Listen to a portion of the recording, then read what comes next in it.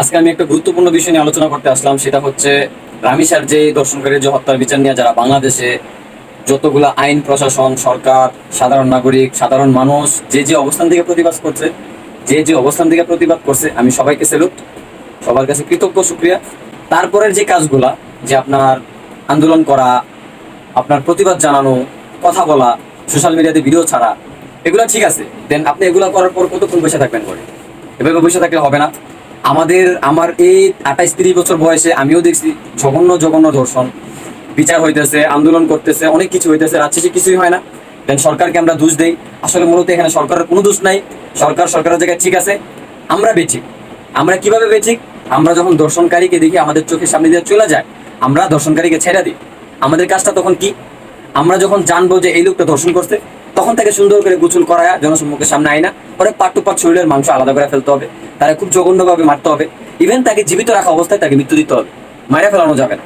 তাকে জীবিত রাখে তাকে মারতে হবে, খুব ভয়ানক সুন্দরভাবে স্লোলি ভাবে তাকে মারতে হবে। সেটার জন্য আমি ছোট একটা মানুষ, আমি একটা কমিটি তৈরি করছি, আমি একটা ফাউন্ডেশন তৈরি করছি, যেটা আমার ফেসবুক পেজে ফলো করবেন সবাই। ওইটাতে আসার পর আমার একটা গ্রুপ আছে, গ্রুপে অ্যাড হবেন। ওই গ্রুপে আমরা আমাদের যারা অ্যাড মেম্বার আছে, আমরা যারা এই বিষয় নিয়ে সামনে আগাইতে চাই, সারা বাংলাদেশে যে কোনো অঞ্চলে হোক না কেন, যে কোনো অবস্থাতে, যেই জায়গাতেই কোনো নারী বা শিশু বা মহিলার উপর যদি ধর্ষণ করা হয় বা কোনো যারা পরিমাণ প্রমাণ পাওয়া যায়, আমরা কোনো আইন বা সরকারের কোনো দোষ দিব না। সরকারের জায়গায় ঠিক আছে, আইনের জায়গায় একদম পারফেক্ট। আমরা সুন্দর করে ওরে খুব সুন্দরভাবে কুচু কুচু করে মেরে ফেলতে হবে। যে মৃত্যুটা সাধারণ মানুষ যদি দেখার পর যেন ভয়ে থরথর করে শরীর কাঁপে, যে একটা মানুষকে কিভাবে এত নির্মম ভাবে হত্যা করতে পারে। এটার কারণ হচ্ছে ধর্ষণ।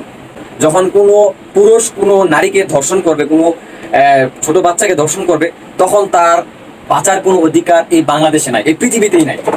সে যদি বাঁচতে চায় তাহলে তাকে মরে যেতে হবে। তাকে বাঁচার একটাই রাস্তা, তাকে মরতে হবে, তাছাড়া তাকে বাঁচার কোনো ওয়ে নাই। সেটার জন্য উদ্যোগটা আমি নিজে নিয়েছি। দেন আমার কতগুলো মেম্বার আছে, আমার কতগুলো কমিটি আছে। আপনারা যারা এই ভিডিওটা দেখতেছেন, আপনারা যদি অবশ্যই আমার সাথে একমত থাকেন, আমার পেজটাকে ফলো দিয়ে আমার একটা গ্রুপ আছে, গ্রুপে অ্যাড হন। আপনার কোনো মতামত থাকলে অবশ্যই আইসা আমাকে বলেন যে কিভাবে আগাইলে আমাদের জন্য ভালো হয়। দেন রামিসার কোনো বিষয় না, রামিসার মতো যদি ফিউচার এরকম কোনো হয়, এরকম ভবিষ্যতে কোনো ঝামেলা হয়, অবশ্যই আইনের জায়গায় থাকবে, সরকারের জায়গায় থাকবে। এগুলোর বিচার ইনশাল্লাহ আমরা নিজেরা, সমাজ, দেন আমাদের যে কমিটির লোকজন আছে, আমাদের যে ফাউন্ডেশনের লোকজন থাকবে, অবশ্যই আমরা নিজেরা করব।